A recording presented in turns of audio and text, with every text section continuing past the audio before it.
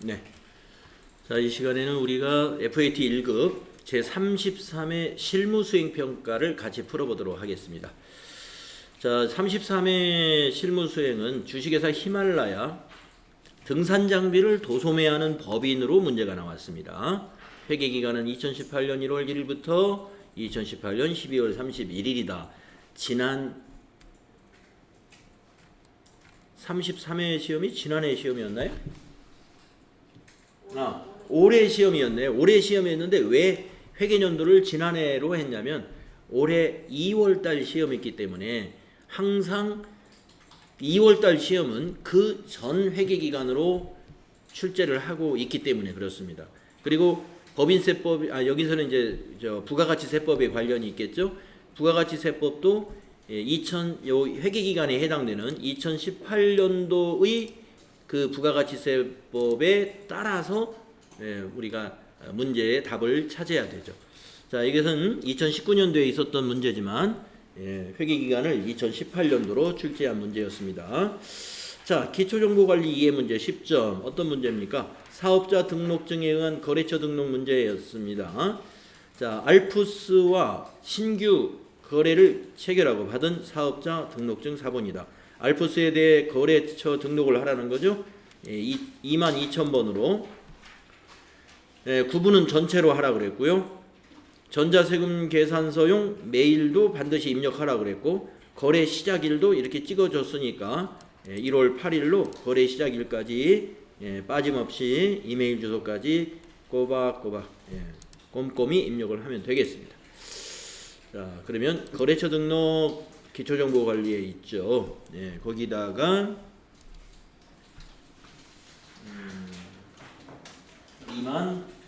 22,000번이었나요? 시험지를 보면서 해야 돼요.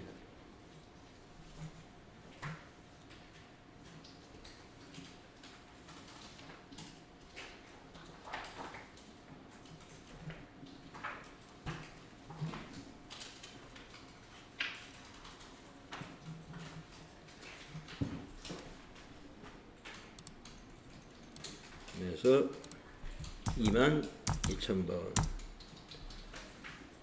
주식회사 알프스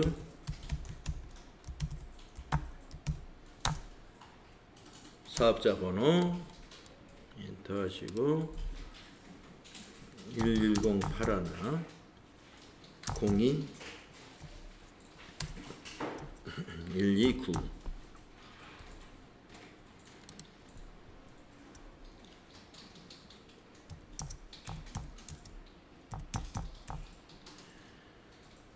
대표자 최민호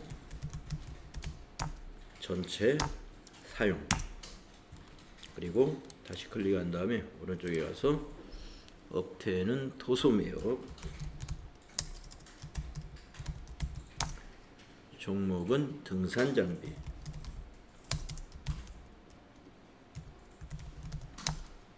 우편번호 물음표 단추 눌러서 검색이 왜 안 떠? 인터넷이 제껴가 안 되나? 내 PC 조회로 뜨네요. 지금 인터넷이 안 되고 있나요? 인터넷 되고 있는데?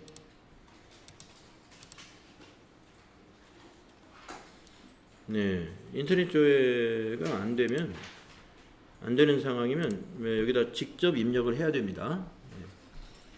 그래서 서울특별시 서대문구 여러분도 인터넷 검색이 안 되나요? 서울특별시 서대문구 충정로 7길 19-7 한번 있어봐. 그러면 PC 검색으로도 내 PC 조회에서 한번 되는지 보겠습니다. 서울특별시 서대문구 여기다가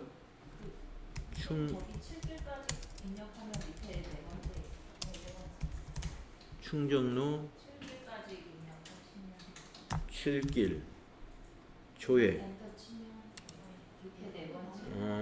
내 PC 조회로 해서 충정로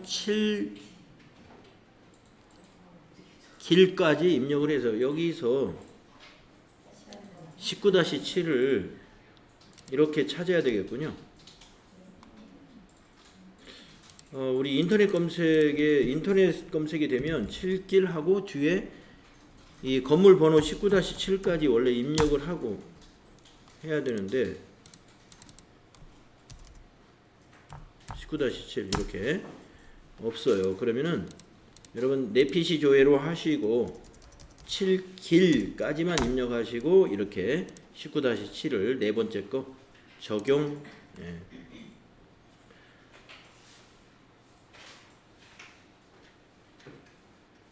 뭐 그렇게 하셔도 되고 직접 입력해도 될 겁니다. 자, 그 다음에 이제 전자세금계산서 거래 시작일 이거 앞면에 있으니까 이거부터 입력하겠습니다. 2018 1월 8일 그리고 이메일은 추가사항에 있죠. 추가사항에 ALPUS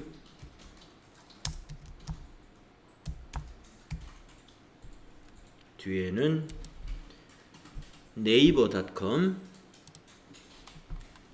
선택해 주시면 되죠. 네, 거래처 등록 마쳤습니다.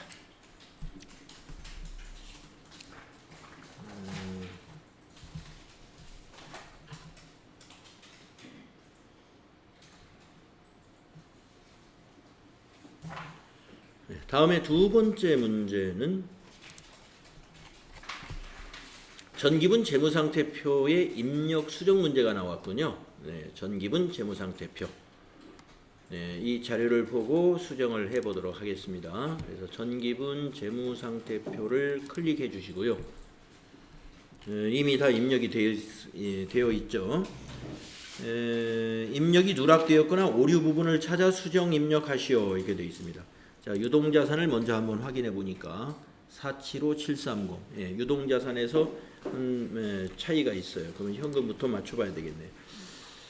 현금 95200 맞았고 당좌예금 16200 맞았고 보통예금 155000 맞았고 단기 매매증권 12430 외상매출금 5천에 외상매출금 대손충당금 50 받을어음 6천에 받을어음에 대한 대손충당금 60만원이 빠졌군요. 그러면 아래쪽에 빈 셀을 클릭하시고 받을어음이 110번이니까 111번 입력하시고 60만원 입력하셔야 되겠습니다. 자, 이제 유동자산이 475730 이제 받을어음의 대손충당금 60만원을 입력함으로써 유동자산은 맞았어요. 그다음에 비유동자산 66800 비유동자산도 맞았습니다. 이제 부채 126630 부채 총계 126 어디서 50만원 틀리군요. 부채는 몇 개 안 되니까 외상매입금부터 부채죠. 외상매입금이 3,400 외상매입금이 틀렸네. 4,900이네. 외상매입금이 3,400이죠. 그 다음에 미지급금이 3,500 이것도 틀리고 미지급금 3,500 3,550 두 개 외상매입금하고 미지급금 두 개를 고치니까 여기 차액이 제로가 나왔죠. 네, 요 아래 차액이 제로가 나오고 자산총계 그 다음에 부채와 자본총계 이게 서로 일치하게 되면서 여기 차액이 제로가 나오면 다 고친 것이죠. 자, 전기분 재무상태표 수정하는 문제 평소에도 많이 나오는 문제였고요. 그 다음에 세 번째 기초정보관리에 관한 것은 거래처별 초기 2월 문제가 나왔네요. 미수금, 장기대여금 이거는 좀 간단한 거죠. 거래처 코드까지 다 알려주니까. 자, 히말라야의 전기분 재무제표는 2월마다 등록되어 있다. 미수금과 장기대여금 계정에 대한 거래처별 초기이월 사항을 입력하시오. 이건 우리가 여기서 하면 됩니다. 기초정보관리 맨 밑에 있는 거래처별 초기이월. 네, 거기에서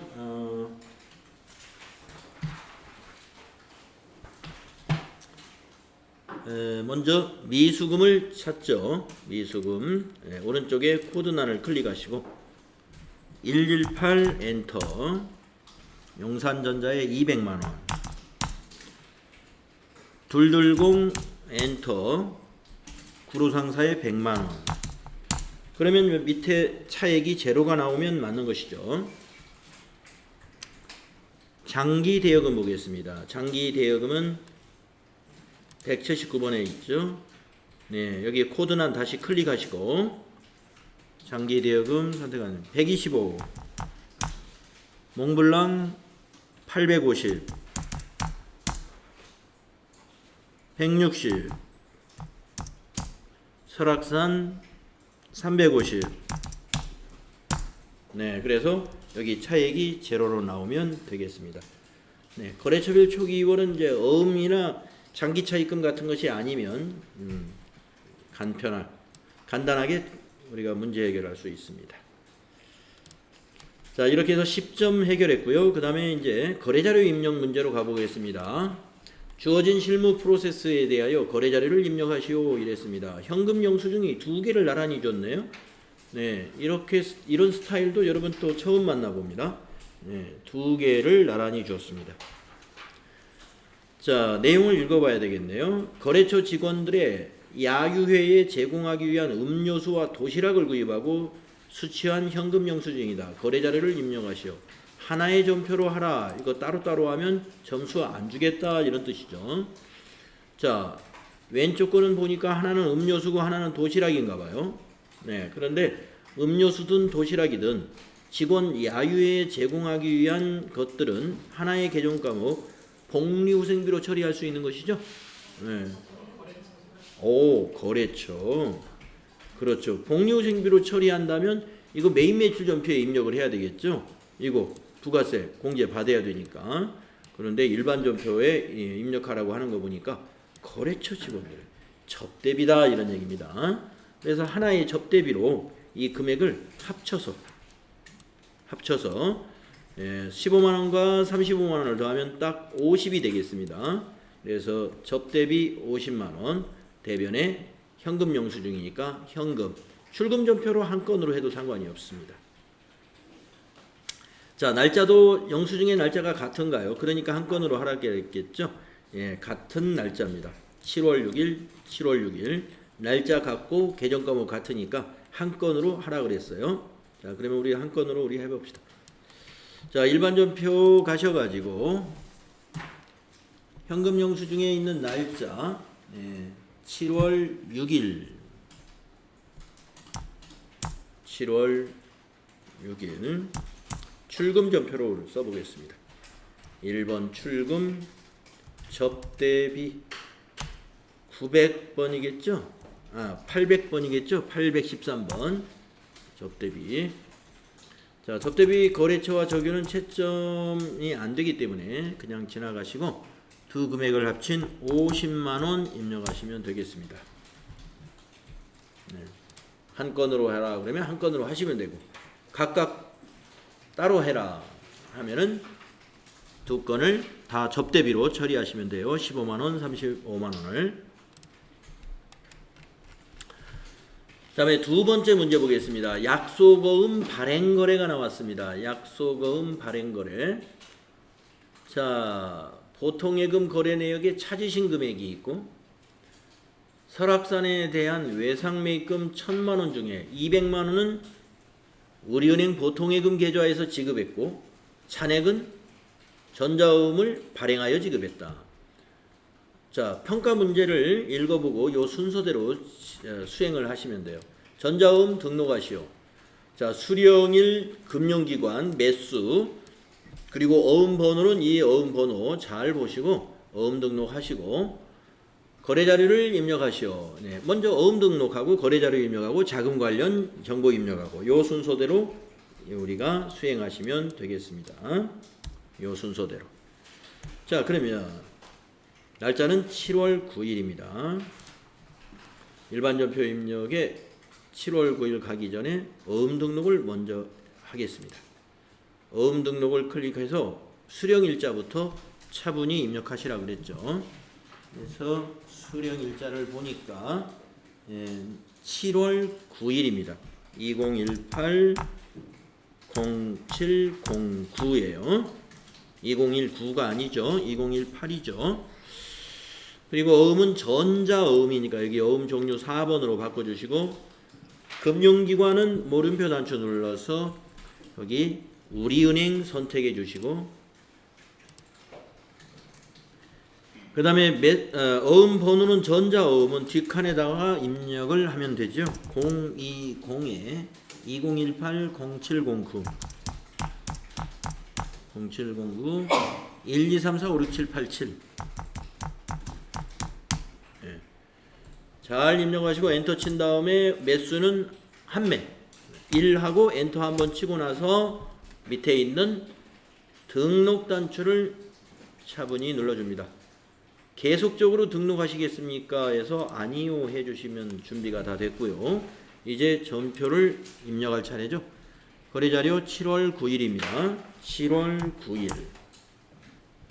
자, 외상매입금을 외상매입금 1,000만 원을 상환한 거예요. 그래서 부채감소는 차변, 차변에 251번 외상매입금, 거래처 설악산,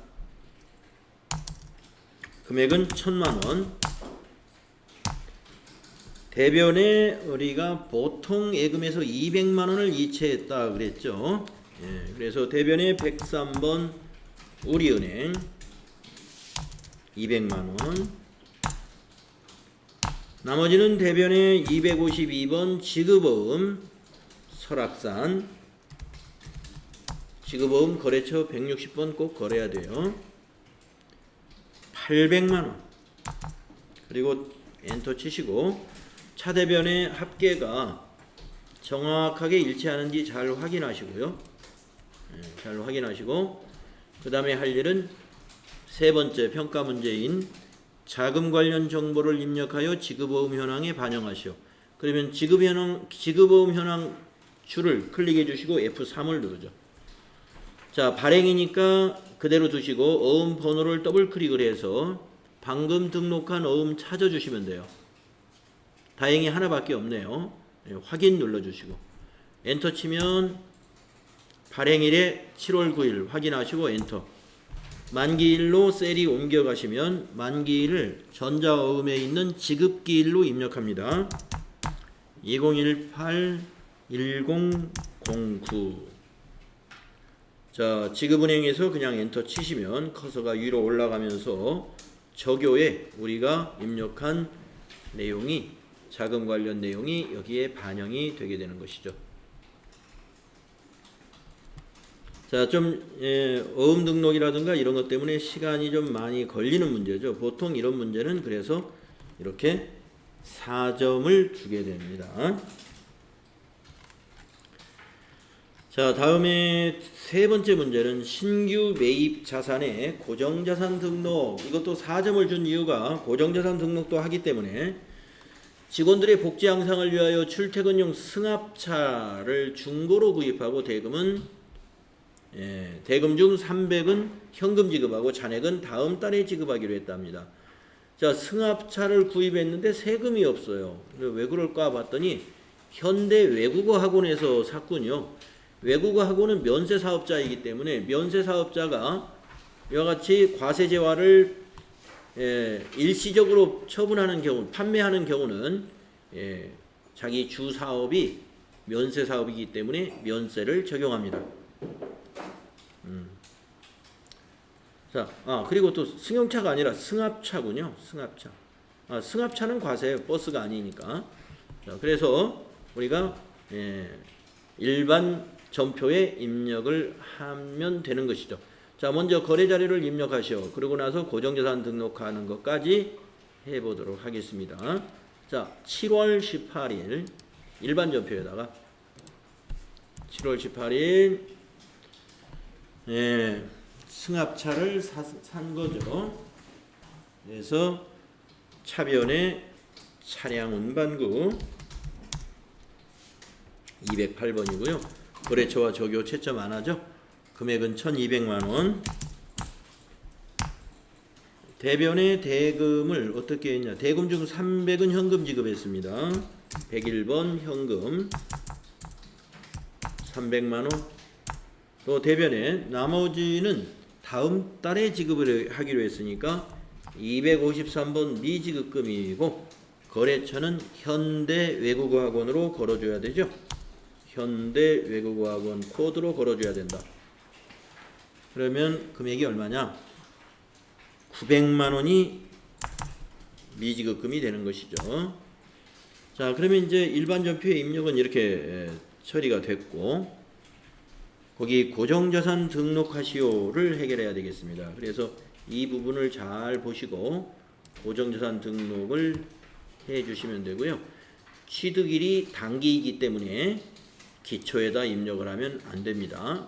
요 금액을 1200만 원을 입력하실 때 기초에 입력하는 것이 아니라 단기 취득 증가분에다 입력을 해야 돼요. 자, 그러면 우리가 고정자산 등록은 어디서 하느냐? 전체 메뉴에 고정자산 등록 일반 전표 바로 오른쪽에 있습니다. 네, 클릭하셔서 차량 운반구 계정 과목 위에서 선택을 해주고 엔터 친 다음에 주어진 코드 101번 자산은 승합차 취득일 2018-0718. 자, 우리가 지금은 2019년도지만 이 문제를 풀 때는 2018년도라고 생각하셔야 돼요. 자, 여기 과세기간, 지금 여기 기간이 2018년도죠. 2018년도에 취득한 2018년도 회계처리는 여기다 하라 이거예요. 여기다 등록해라. 숫자를 1200만 원. 자, 그 다음에 또 추가사항이 뭐가 있어요? 정률법은 그대로 두시면 될 것 같고 내용연수 여기다 입력하죠. O 엔터. 항상 엔터 치는 겁니다. 그 다음에 경비구분 800번대라는 것은 여기서 고쳐야 되죠. 예, 800으로 돼 있으니까 그대로 두시고 나머지는 뭐 더 이상 입력하라는 내용이 없습니다. 그래서 여기까지 입력하시면 수행 2번을 잘 해결하신 거예요. 자, 그 다음에 네 번째 문제는 기타 일반 거래에서 국세 전자 납부 확인서라는 게 있네요. 서대문 세무서장 12만 원을 8월 10일 날 납부했는데 10일 날이 원천징수 세액을 납부하는 날인데 한번 보겠습니다. 자료 설명. 7월분 급여 지급 시 원천징수한 근로소득세를 우리은행 보통예금 계좌에서 납부하였다 이겁니다. 거래자료 입력하시오. 여러분 주의해야 될 게 근로소득세는 근로자가 부담하는 세금이고요. 이거는 회사가 지원해 주는 것이 없습니다. 그래서 회사가 급여 지급할 때 예수금이라는 부채로 설정했던 것을 지급하는 날 은행에 납부하는 날 차변에 예수금 감소로 처리하는 거죠. 그래서 차변의 예수금, 대변의 보통예금 우리은행이 되겠습니다. 자, 날짜는 8월 10일이죠. 자, 일반 전표에 날짜 정확하게 입력해야 돼요. 날짜를 틀리면 문제가 완전히 틀립니다. 자, 8월 10일 날 차변의 부채 감소 예수금 254번 금액은 12만 원. 대변의 103번 보통예금 우리은행 금액은 12만 원. 이렇게 해야 됩니다. 자, 다음 문제는 어떤 문제가 있나? 다섯 번째 문제죠. 일반 거래 3점짜리 출장비 정산서가 나와 있습니다. 예, 이름 여기 거래처 걸어줘야 되고, 그 다음에 숙박비하고 교통비는 한 건으로 처리할 수 있죠.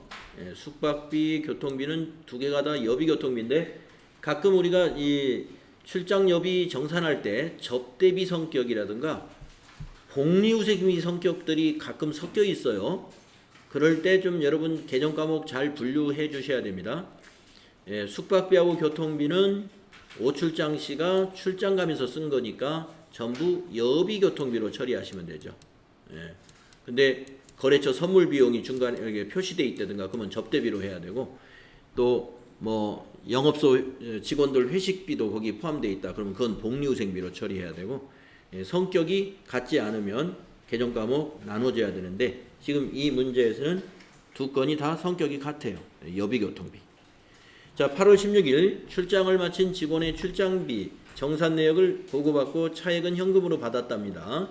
8월 13일 날 거래를 확인해서 얼마 가지고 갔는지, 가지급금이 얼마였는지 8월 13일 조회를 해서 확인해라 그랬습니다. 자, 금액을 알려주지 않았으니까 8월 13일 거를 꼭 조회해야 되겠군요. 자, 일반 전표 8월 13일 가지급금 차변에 오출장 50만 원이 되겠습니다. 그러면 오늘은 이 가지급금은 대변에 가는 날이죠. 자, 오늘은 며칠이냐 하면은 8월 16일이죠. 그래서 16일 날 대변에 가지급금 거래처 오출장 금액이 아까 얼마였죠? 50만 원. 까먹으니까 적어 놓으셔야 돼. 차변의 여비교통비로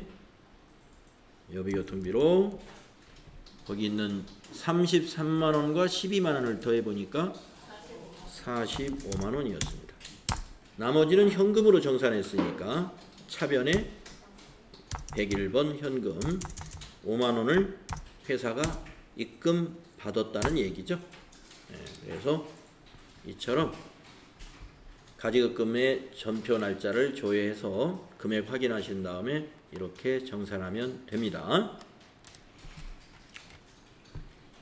자, 여섯 번째 문제 일반 거래 그랬는데요. 8월 30일 날짜 전표 입력이고 8월 25일 날 신한은행 보통예금 계좌에 입금된 1200만 원의 입금 내역을 알 수 없어 임시 계정으로 처리했으나 8월 30일에 매출처 사우스페이스의 외상 매출금이 회수된 내역임을 확인하였다. 거래자료 입력하시오. 자, 여기서는 사실은 25일 전표를 조회하지 않아도 할 수 있겠네요. 왜냐하면 1200만 원 이걸 알려줬기 때문에 보통예금 1200만 원을, 그러니까 그날 차변에 보통예금 1200, 대변에 가수금 1200 이렇게 돼 있겠죠. 그러니까 오늘은 가수금을 정리하는 날로 처리해야 돼요. 보통예금을 정리하는 것은 8월 25일 날 정리를 해놨어요. 자, 그래서 여러분이 조회가 꼭 필요하시면 8월 25일 걸 조회해 보세요. 자, 8월 25일을 조회해 보면 이게 보통예금을 가수금으로 처리해놨다 이겁니다. 그러니까 오늘은 차변에 보통예금을 잡는 날이 아니라 가수금 임시계정을 상계시키는 날이에요. 그래서 이날 가수금 대변의 임시계정을 대변의 잔액을 만들어 놨기 때문에 이걸 상계하려면 차변의 가수금이 오는 겁니다. 자, 그래서 날짜를 30일로 고치시고 날짜를 30일로 고치시고 차변의 가수금 부채 감소. 가수금은 거래처 없었죠. 1200만 원. 그리고 대변의 외상매출금이 회수된 것으로 확인됐으니까 대변의 자산감소 외상매출금이죠. 거래처가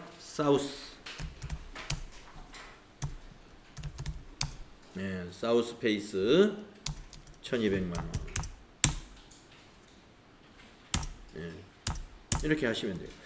혹시 8월 25일 날 사우스페이스가 가수금에, 만약에 가수금에 사우스페이스라는 거래처가 등록되어 있으면 8월 30일 날에도 여기 가수금에 사우스페이스 거래처를 넣어주는 게 원칙이고 맞습니다.